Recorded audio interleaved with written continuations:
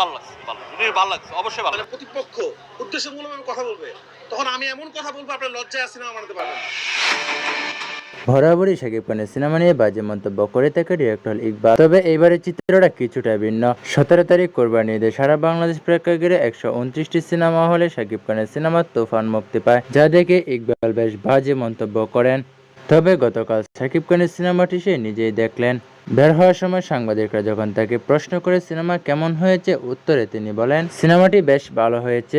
সিনেমাটি না দেখেই আমি এটি সম্পর্কে বাজে মন্তব্য করেছি, এর জন্য আমি খুবই লজ্জিত।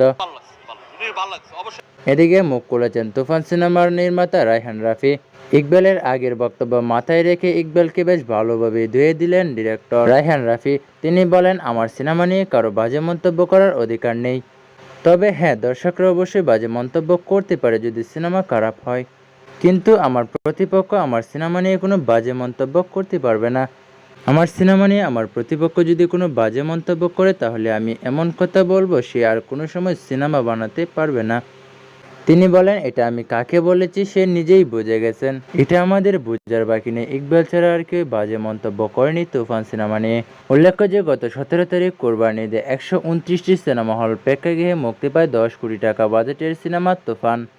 সিনেমাটি প্রথম দিনে বিশাল আয়ের রেকর্ড ছিল। সিনেমাটি প্রথম দিন বক্স অফিসে গ্রস কালেকশন করে 29 লাখ টাকা। সিনেমাটি মুক্তির পর 8 দিন এখন পর্যন্ত বক্স অফিসে গ্রস কালেকশন করে 10 কোটি টাকা। সিনেমাটি 8 দিনে টোটাল নেট কালেকশন করে 6 কোটি 30 লাখ টাকা। এই নেট কালেকশনটাই মূলত সিনেমার মূল ইনকাম, আর বাকি টাকাটা সিনেমার হল মালিকরা পেয়ে থাকে। তুফান সিনেমার সাথে একই সাথে মুক্তি পায় আরও 4টি সিনেমা। সেই সিনেমাগুলো এখন ব্লক হওয়ার দ্বার প্রান্তে।